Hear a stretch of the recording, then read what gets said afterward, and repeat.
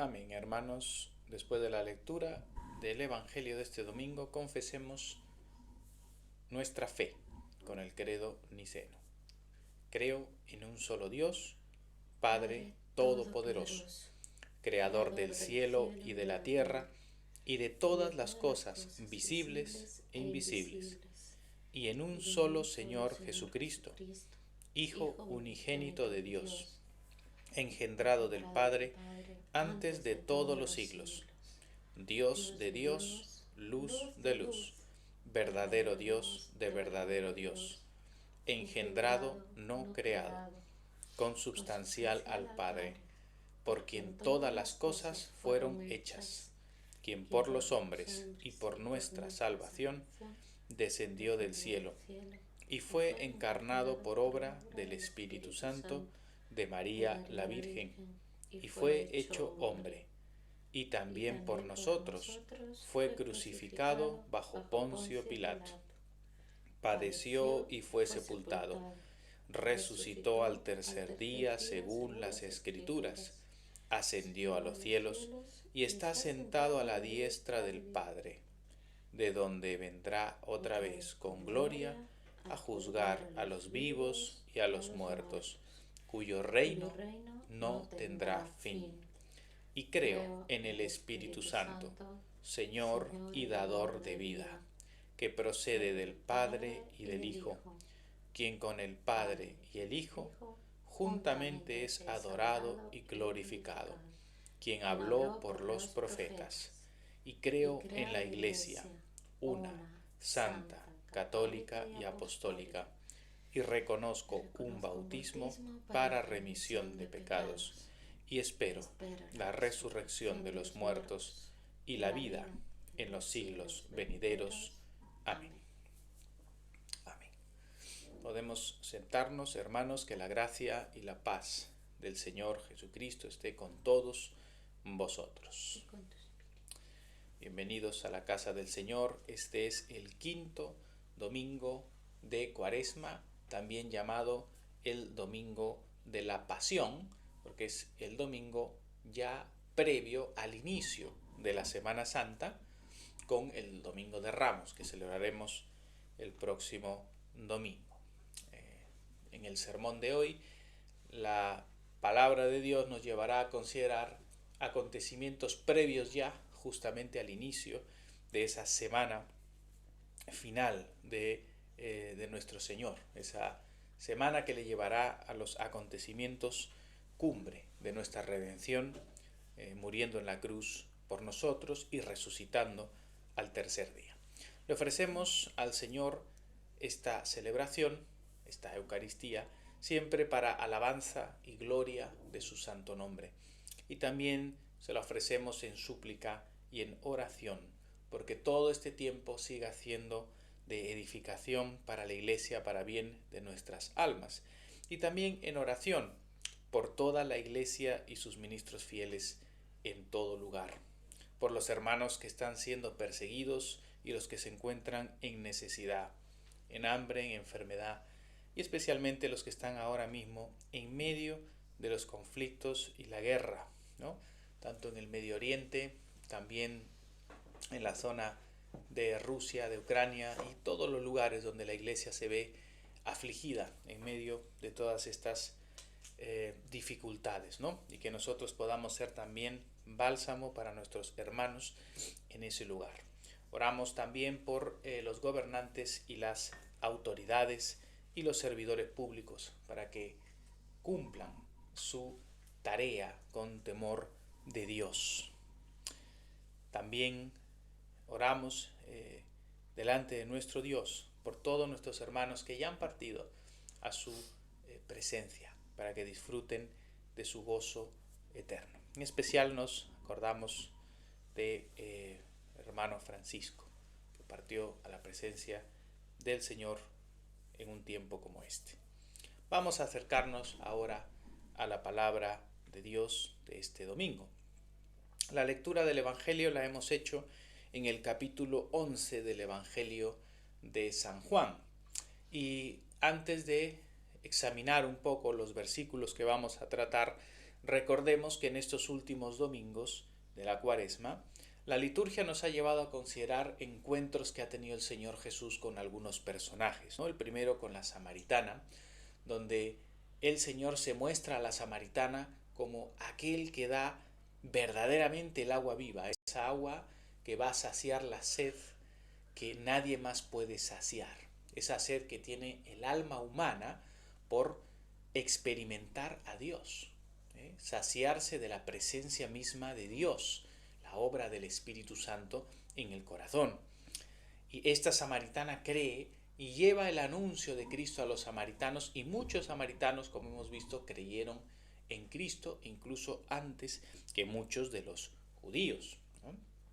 El domingo pasado hemos visto a Jesús sanar a un ciego de nacimiento, esta obra portentosa y milagrosa que muestra una vez más la divinidad de Jesucristo, y Jesús mismo se muestra como aquel que es la luz del mundo.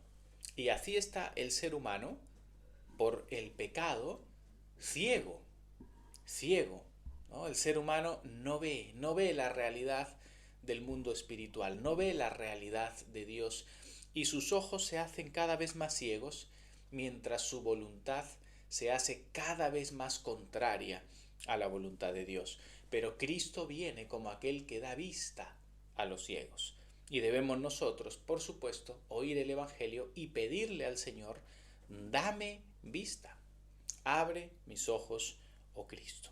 Y vimos cómo ese ciego recibió tanto la vista natural como también la vista espiritual y creyó en el Señor. Vemos en estos domingos cómo se enfatiza la fe en Cristo y el poder sobrenatural, milagroso, divino de Cristo cuando nosotros creemos en Él como el Cristo, como el Señor. Y este domingo la palabra nos llevará a otro hecho milagroso, poderoso de Cristo, sobrenatural, divino, y es la resurrección de Lázaro, ¿no? En las Escrituras vemos al Señor Jesús obrar 3 resurrecciones, ¿no? La hija de Jairo, que era una niña bastante jovencita, ¿no? El jovencito que era el hijo de la viuda de Naín, que ya llevaba un tiempo más muerto, ¿verdad? Y finalmente a Lázaro, que llevaba 4 días muerto, ¿no? Es como 3 resurrecciones en 3 etapas diferentes de la muerte, ¿no? Alguien que había muerto recién, como la niña, el que llevaba un poco muerto, como el hijo de la viuda, y Lázaro, que ya estaba pues en un estado de corrupción bastante avanzado, ¿no? A los 3 Jesús los resucita de la misma manera, simplemente con su palabra, con decirles: levántate. Ellos fueron resucitados, lo cual muestra el poder divino, totalmente divino de Jesucristo. Por eso, aunque nos sorprende ver estos milagros de resurrección tan poderosos, San Agustín nos dice lo siguiente, ¿no? Dice: si observamos quién lo realizó, es decir, quién realizó el milagro de resucitar a Lázaro, ¿no? Dice: debemos deleitarnos más que asombrarnos. Dice: resucitó a un hombre el que hizo al hombre. Es decir, el que resucita a Lázaro y el que estaba obrando la resurrección es aquel que primero les había creado, ¿no? San Agustín dice más adelante: más es crear a los hombres que resucitarlos, ¿no? Es decir, aunque nos sorprende ver a Cristo obrando estos milagros, consideremos quién es el que está obrando. Es Jesucristo, que es Dios hecho hombre. Y para Él no es difícil resucitar a aquellos que Él mismo ha creado, ¿no? Es más difícil, si queremos decirlo así, más sorprendente crear algo, ¿no?, de la nada, que resucitar a un muerto. Pero ese es el poder glorioso de Cristo. Otra cosa en este pasaje es que este evento de la resurrección de Lázaro es lo que va a precipitar el inicio de la pasión de Cristo. Porque por la resurrección de Lázaro, muchos de los judíos creyeron en Jesús. Y los fariseos y los líderes judíos, que ya estaban muy molestos con Jesús y muy preocupados porque muchos creían en él, a raíz de la resurrección de Lázaro, van a tomar la decisión de llevarle a la muerte y van a dar la orden de que cualquiera que sepa dónde está Jesús lo delate para que se le prenda y se le lleve a juicio. Es decir, este es un momento clave y por eso también este pasaje lo vemos en esta fecha concreta especialmente. Bien, vamos a ir un poco al pasaje, es un pasaje muy largo, así que la primera parte la vamos a tomar un poco a manera de contexto, ¿verdad? Donde en el inicio nos dice Juan que estaba enfermo, que era pues llamado Lázaro, ¿no? Lázaro y sus dos hermanas, ¿no? María y Marta, eran amigos íntimos de Jesús. Y aquí es donde vemos la maravilla y lo hermoso que es ver a nuestro Señor Jesús totalmente Dios, pero totalmente hombre también. Y en su vida diaria, él tenía realmente estas relaciones de amistad y de amor con los suyos, como era con sus discípulos, como fue por supuesto con su familia, y en este caso con esta familia que era verdaderamente amada por el Señor y eran sus amigos, y unos amigos muy cercanos, muy íntimos. Esto nos muestra lo bonito que es la amistad, lo bonito que es esa relación, ¿verdad?, de amor, de ese amor sano, maravilloso que existe entre los amigos y entre las familias. Pues este Lázaro estaba enfermo, ¿no? Y fueron las hermanas, en este caso, María, ¿verdad? Y fijaos que esta hermana María es la que luego va a ungir los pies del Señor. Aquí, y eso ya, esa unción se hace proféticamente preparándole para su muerte, ¿no? Y fijaos que aquí Juan lo narra antes de que esto ocurra, porque este acontecimiento de la unción de los pies del Señor por María es algo que ya era conocido por todas las iglesias, ¿no? Como el Señor lo había dicho. Ese acontecimiento que honraba a María era conocido por todas las iglesias. Entonces aquí Juan lo menciona. Las hermanas mandaron a decir al Señor, el que amas está enfermo, ¿no? Y esa era la forma en la que en Oriente normalmente no se decían las cosas muy directas, ¿no? Como Señor ven, ¿no? Le decían el que amas está enfermo, ¿no? Era mandarle un mensaje un poco indirecto, como decirle Señor haz algo, porque Lázaro está enfermo. Y la respuesta del Señor es, esta enfermedad no es para muerte, pero Él se lo está diciendo a sus discípulos, ¿verdad? Sino que esta enfermedad es para la gloria de Dios. Fijaos, Jesús está diciendo esta enfermedad en concreto de Lázaro, y no todas las enfermedades, ¿verdad? Esta en concreto es para la gloria de Dios. ¿Y a qué se refiere con que es para la gloria de Dios? Él mismo lo dice, para que el Hijo de Dios sea glorificado por ella. Es decir, Cristo mismo está confesando su divinidad aquí, ¿no? Esta enfermedad era ¿para qué? Para la sanidad, para una sanidad milagrosa, para una, en este caso ya no sanidad, sino resurrección milagrosa. Era para que se manifieste el poderoso actuar de Dios sobre la muerte, sobre la enfermedad, sobre toda la catástrofe que ha traído el pecado a este mundo. Esta enfermedad era para que Dios sea glorificado, es decir, para que Cristo mismo sea glorificado. ¿Por qué? Por lo que Él iba a hacer, por la intervención sobrenatural que iba a tener. Y aquí nos deja claro que Jesús amaba a Marta, a María y a Lázaro, ¿no? Él amaba a estos tres hermanos. Y fijaos, parece contradictorio, pero dice que en cuanto él oyó que estaba enfermo, en cuanto le llegó el mensaje, en vez de ir corriendo el Señor para allá, dice que se quedó 2 días más en el lugar donde estaba. Parece una contradicción, pero recordemos que esta enfermedad y la muerte de Lázaro iban a ser para la gloria de Dios. Es decir, el Señor permanece intencionalmente 2 días más en ese lugar a causa de el aviso que le han mandado las hermanas. Es decir, el Señor retrasa su viaje. ¿Para qué? Para que Lázaro muera. Y esto nos muestra algo que ocurre en nuestra experiencia de vida. Muchas veces nosotros a Dios le pedimos muchas cosas entendiendo que es lo mejor. Nosotros humanamente tenemos una capacidad muy limitada de ver las cosas y de ver dónde va a desembocar cada situación, y lo que nosotros consideramos que es lo mejor no es para Dios siempre lo mejor. Dios conoce todas las cosas. Para Marta y para María, lo mejor era que Jesús venga ya a resolver el problema. Pero para Cristo, que es Dios, eso no era lo mejor. Lo mejor era retrasar su intervención 2 días más. Fijaos, entonces Dios, que conoce todas las cosas, Él conoce los tiempos y Él conoce lo que es mejor.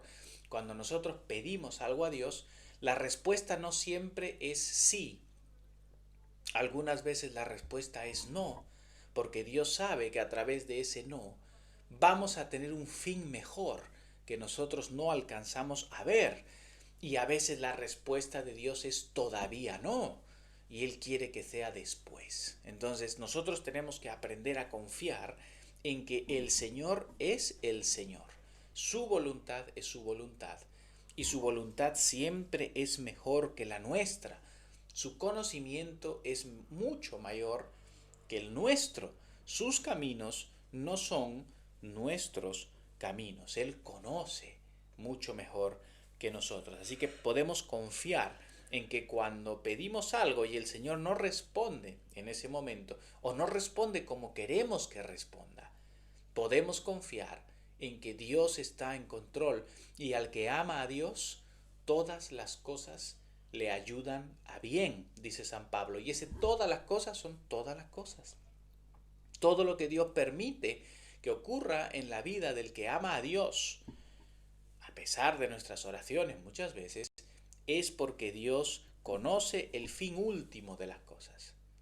Y lo que Él permite es para bien de nuestras almas, finalmente, si es que amamos a Dios y estamos unidos a Dios. Bueno, después de todo esto, ya Jesús le dice a sus discípulos: vamos a ir otra vez a Judea. El Señor había salido de allí, los judíos estaban ya intentando apedrearle, ajusticiarle, ¿verdad?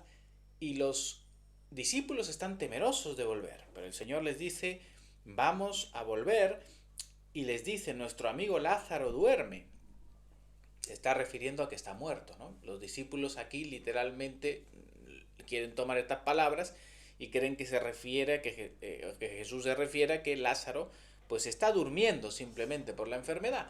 Finalmente Jesús les dice: no, Lázaro ha muerto. Y les dice: me alegro por vosotros de no haber estado allí para que creáis, mas vamos a él. Es decir, el propósito de la demora y el propósito de la enfermedad de Lázaro y el propósito de la muerte de Lázaro es, como hemos visto, la gloria de Dios. Es decir, Jesús quiere mostrar su gloria y quiere afirmar la fe de los que ya han creído, como sus discípulos, y también de Marta, de María, y llamar al arrepentimiento por medio de esa obra y a la fe a aquellos que todavía no creen, la cantidad de judíos que estaban allí alrededor. Bueno, y en el versículo 17, donde vamos a empezar poco a poco a tocar un poco más en detalle este milagro, nos dice: vino pues Jesús y halló que hacía 4 días que Lázaro estaba en el sepulcro. Betania estaba cerca de Jerusalén, como a 15 estadios, y muchos judíos habían venido a Marta y a María para consolarlas por su hermano. Entonces Marta, cuando oyó que Jesús venía, salió a encontrarle, pero María se quedó en casa. Y Marta dijo a Jesús: Señor, si hubieses estado aquí, mi hermano no habría muerto. Mas también sé ahora que todo lo que pidas a Dios, Dios te lo dará.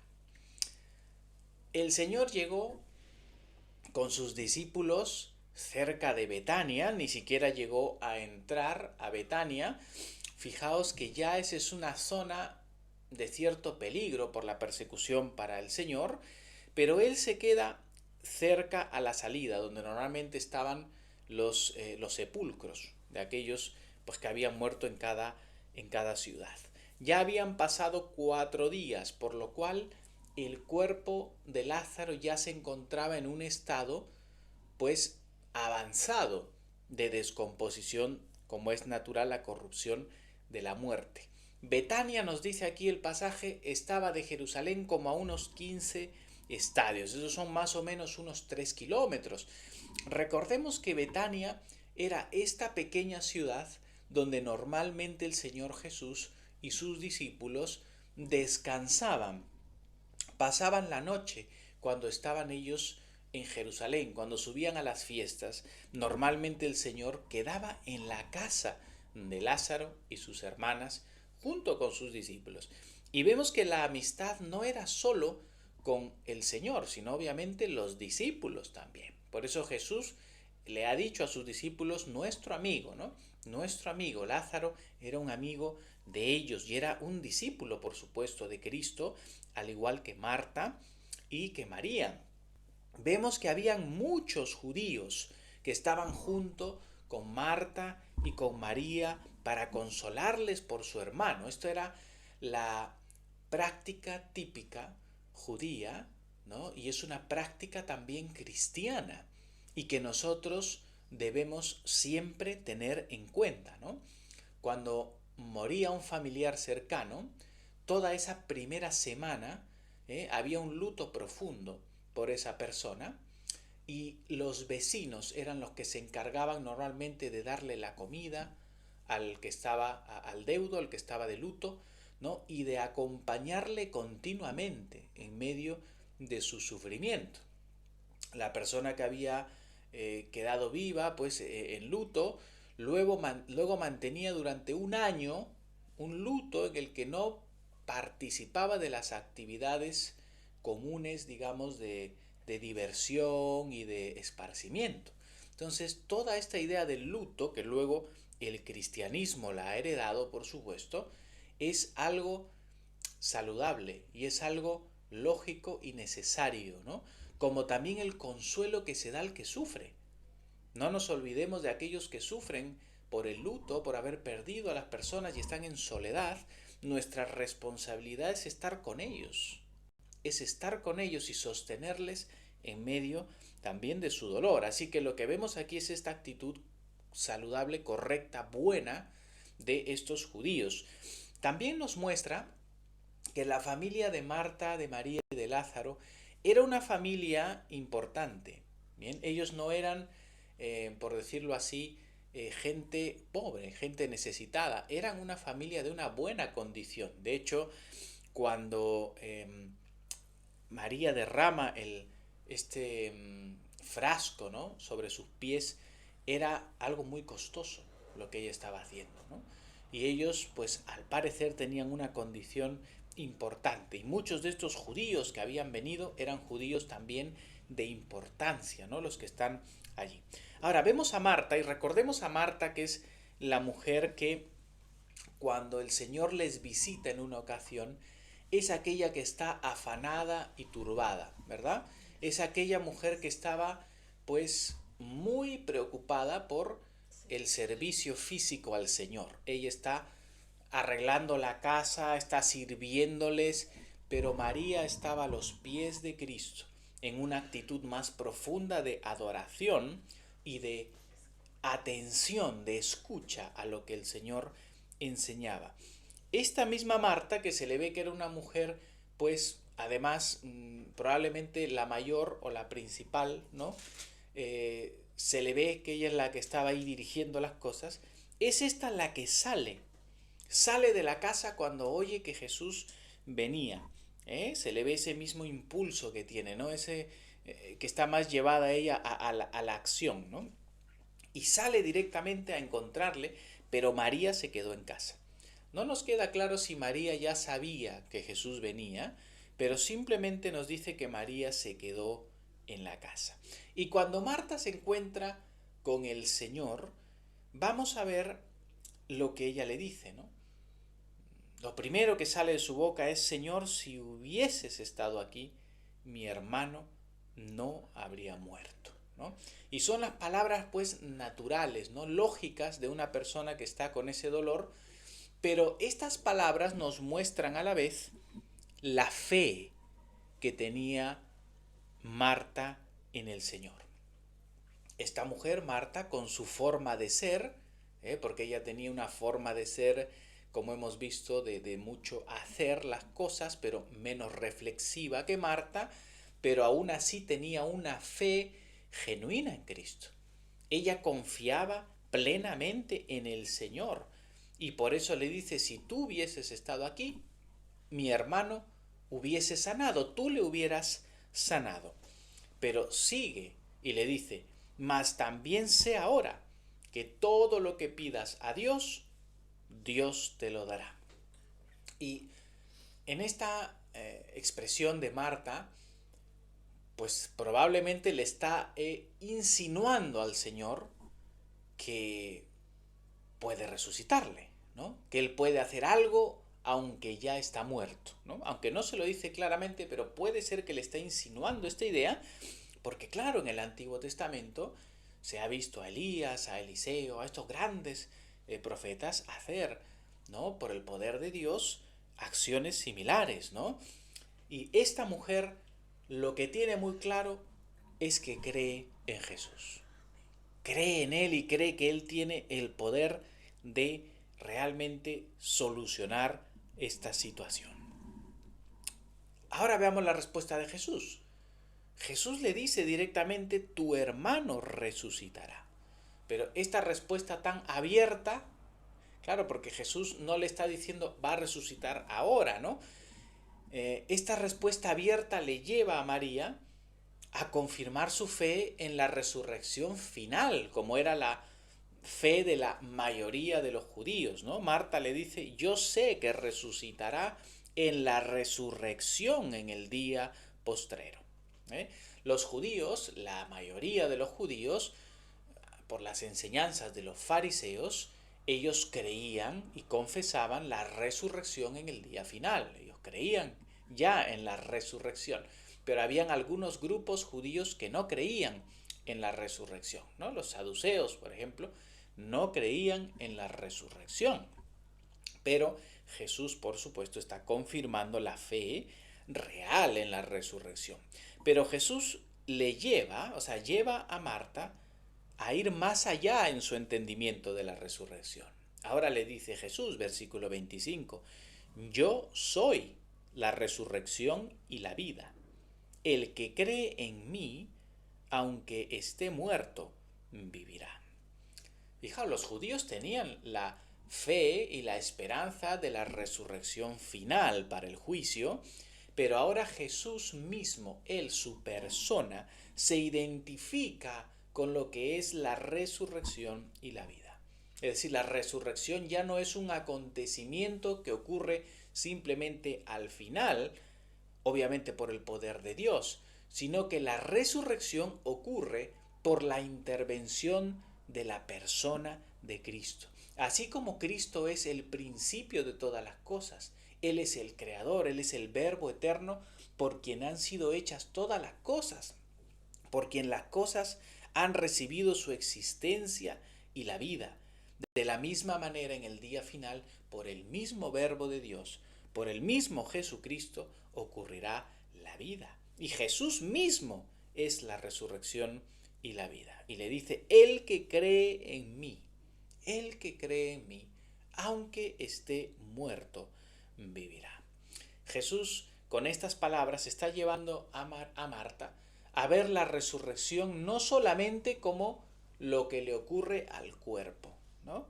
Porque la muerte física es una parte de las consecuencias de la caída, es decir, de este mundo pecaminoso. El cuerpo físico se enferma, se corrompe y muere por causa del pecado.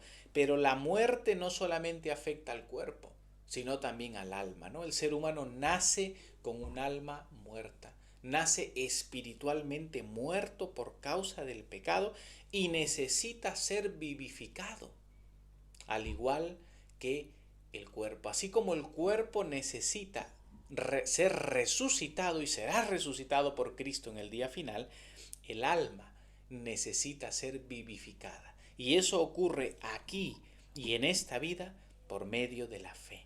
El que cree en mí, aunque esté muerto, vivirá. Y Jesús le dice, y todo aquel que vive y cree en mí, no morirá eternamente. ¿Crees esto? Es decir, todo aquel que está vivo ahora, pero cree en mí, dice él, todo aquel que cree en que yo soy el Cristo, en que yo soy el Dios eterno, en que yo he venido a este mundo para traer la salvación, el que cree en mí, el que se entrega a mí, no morirá eternamente.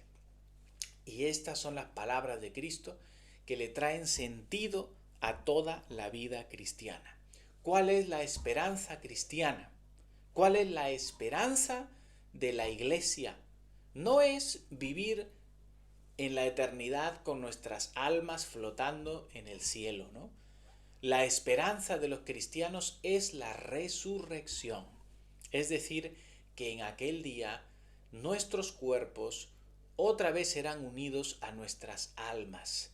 Un cuerpo glorificado que disfrutará de la eternidad de Dios. En esta vida, o esta vida temporal como es, va a llegar a su final para todos, incluso para los que creemos en Cristo. Este cuerpo que ya está corrupto por el pecado, va a llegar a su fin, pero un día resucitará. Y esa resurrección será en un cuerpo glorificado como el de Cristo. Es decir, el que cree en Él, dice Jesús, no morirá eternamente. La muerte que experimentamos en esta vida temporal no será una muerte eterna si es que en Cristo hemos creído, sino que resucitaremos para vida. Pero cuidado, porque Jesús dice que aunque todos resucitaremos, algunos resucitarán para vida y otros resucitarán para condenación. Es decir, en el día final Jesús va a resucitar a todos los seres humanos para el juicio. Pero aquellos que han perseverado en Cristo, aquellos que han estado unidos a Cristo hasta el final por una fe viva, por una obediencia real a Cristo, por un compromiso verdadero con Cristo, resucitarán para vida eterna. Pero algunos resucitarán para condenación porque murieron separados de Cristo. Por esto, ahora es el momento en el que Cristo nos llama a todos a arrepentirnos, a venir a sus pies, a unirnos a Él, a seguirle como nuestro Señor, a vivir en la gracia de Dios para morir en la gracia de Dios. Entonces Jesús le está mostrando a esta mujer la esperanza de la resurrección que hay en Él, porque Él es la resurrección. Y termina Jesús preguntándole, ¿tú crees esto? Y Marta le dice, sí, Señor. Sí, Señor. Yo he creído que tú eres el Cristo, el Hijo de Dios que has venido al mundo. Marta confirma una vez más esa fe sincera que ella tiene. Marta, María y Lázaro, los tres eran fieles creyentes, amigos de Dios, amigos de Cristo. Y ella confirma claramente la fe en Él. Habiendo dicho esto, nos dice el versículo 28, ella fue y llamó a María su hermana. Ahora Marta, después de ese encuentro con Cristo, va y llama a María. Y le dice, el maestro está aquí y te llama. Ella se levanta deprisa y vino a él. Nos dice que Jesús no había entrado en la aldea, sino que estaba en el lugar donde Marta le había encontrado.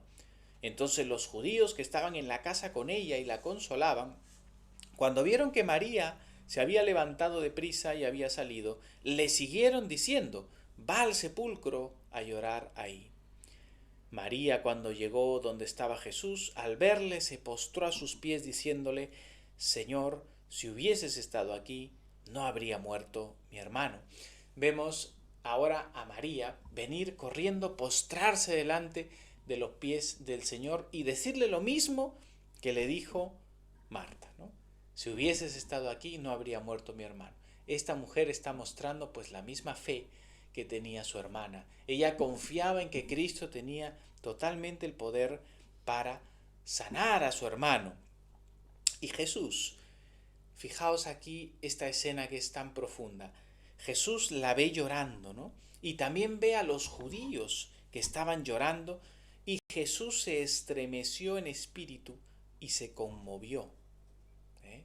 Y aquí estamos viendo la humanidad de Jesús. Y este es el misterio profundo de Cristo.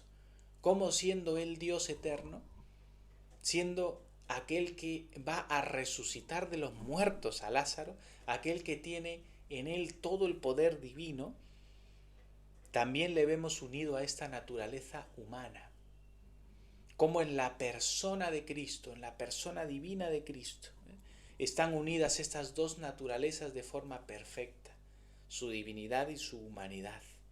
Y vemos al Señor estremecido en el espíritu. San Agustín nos dice aquí, tú te turbas sin querer. Cristo se turbó porque quiso.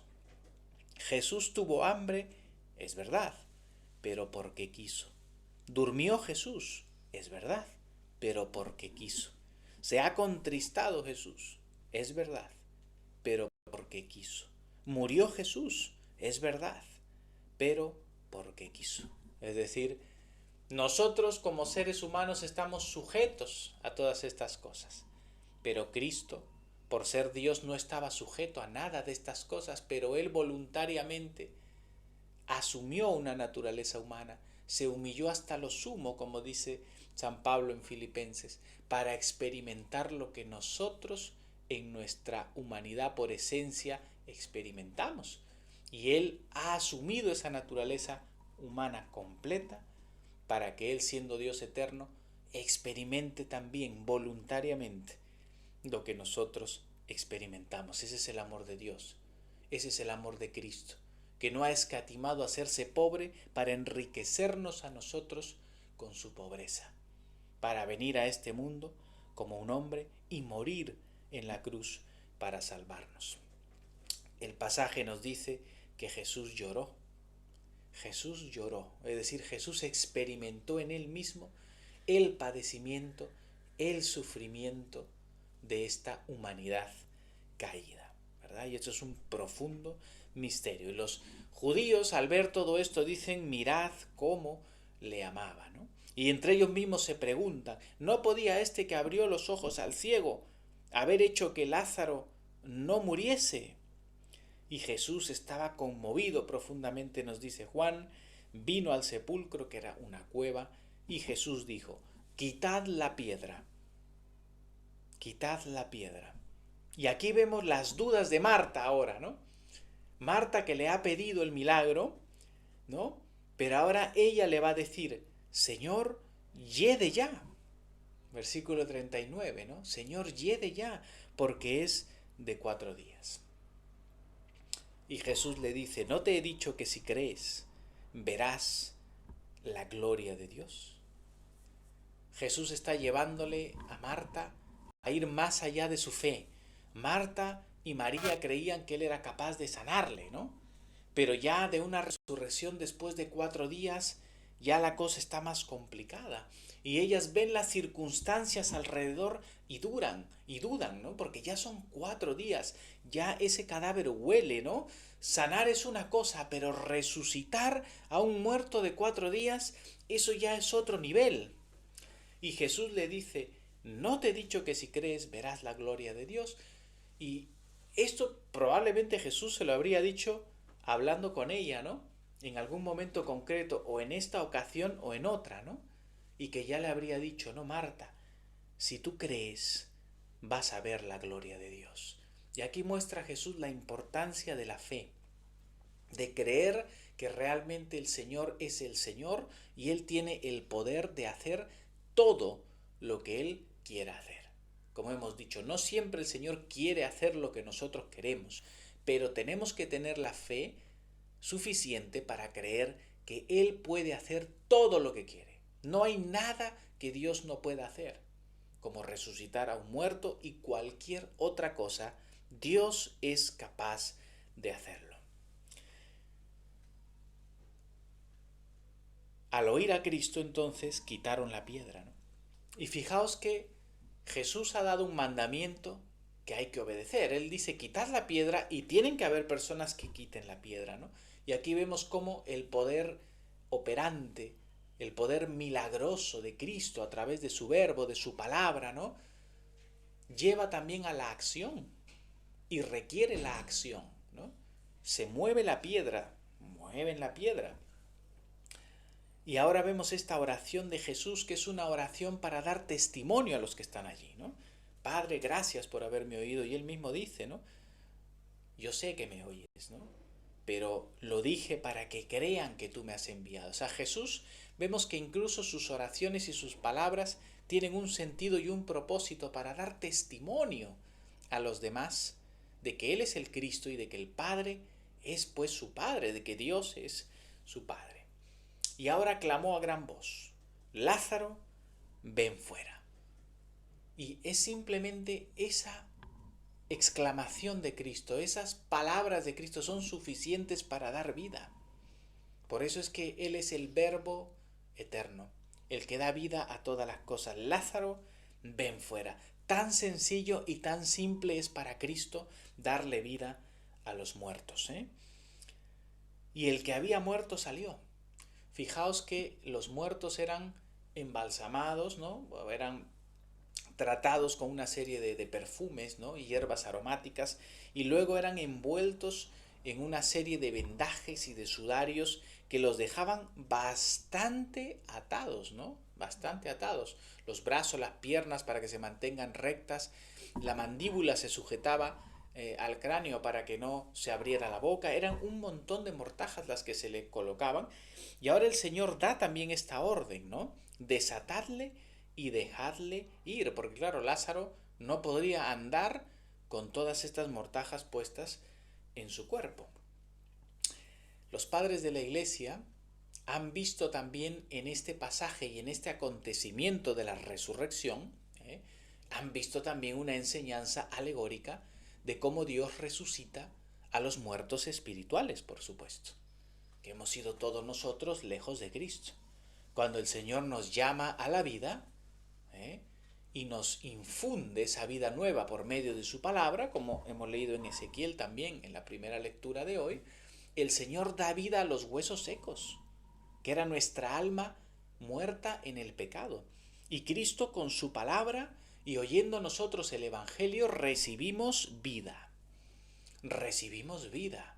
Y tenemos que responder y obedecer a esa palabra, como Lázaro, ¿no? Responde a esa voz y se levanta y sale. Y luego vienen estos también que le ayudan a quitarle las vendas, ¿no? Los padres de la Iglesia ven también reflejado en ello la acción de la Iglesia, ¿no? La acción de los ministros de la Iglesia que van al muerto resucitado, le van quitando las mortajas y las vendas que todavía le atan, ¿no? A las cosas de esta vida, ¿no? Y cómo los sacramentos y la palabra de Dios y la comunidad de la fe liberan al que ha recibido vida, ¿no? Y se va despojando de ese viejo hombre, como dice San Pablo, para caminar revestido de Cristo mismo. Entonces, en esta resurrección de Lázaro, que es real y es verdadera, y también apunta a la resurrección final de todos, a la resurrección literal de nuestro cuerpo, también podemos ver reflejada la resurrección espiritual que tiene todo aquel que oye la voz de Cristo y recibe vida y viene a Él y viene hacia Él y es liberado de la muerte y de la esclavitud y de las mortajas. Así que, hermanos, que esta palabra nos lleve a glorificar a Cristo como quien es, como el Dios que creó todas las cosas y para el cual no es difícil dar vida también a los muertos, ¿verdad? Y que confiemos en Él, que es la resurrección y la vida. Y que el que cree en Él, aunque esté muerto, vivirá. Cree en Cristo. Afirmemos nuestra fe en Cristo como lo hizo Marta, como lo hizo María y como el mismo Lázaro lo experimentó en su propia resurrección. Si creemos en Cristo, todo aquel que en Él cree no morirá eternamente. Si creemos en Él y estamos en Él, nuestra muerte física será solamente dormir. para finalmente resucitar en la gloria con Él. Así que preocupémonos de estar en Cristo y temer a la muerte eterna más que a la muerte física. Y termino con esto, que es algo que San Agustín también enfatiza. Él dice: pero todo hombre teme la muerte de la carne. La muerte del alma, pocos la temen. Respecto a la muerte de la carne, que sin duda va a llegar alguna vez, dice, ¿verdad? Todos temen. Todas las personas están preocupadas por la muerte física. Pero qué triste es ver que la gente no le da importancia a la muerte espiritual y a la muerte eterna, a la condenación en la que estarán si no oyen y responden al Evangelio, si no se unen a Cristo. Dice San Agustín: oh, si pudiéramos estimular a los hombres y con ellos estimularnos en idéntico grado nosotros mismos, ¿no?, a ser tan amadores de la vida eterna como los hombres son amadores de la vida huidiza, ¿no?, de esta vida temporal. Hermanos, que amemos y busquemos alcanzar la vida eterna estando unidos a Cristo hasta el fin, y que procuremos la salvación de nuestras almas, busquemos esa vida eterna antes que la vida de este mundo, que le tengamos temor a la muerte eterna más que simplemente a la muerte física, ¿no? Así que arrepentíos, creed en el Evangelio, venid a los pies de Cristo, y que nosotros podamos seguir andando detrás de sus pies. Que el Señor bendiga su palabra y nos conceda la gracia de estar en Cristo hasta el fin. En el nombre del Padre, y del Hijo, y del Espíritu Santo. Amén.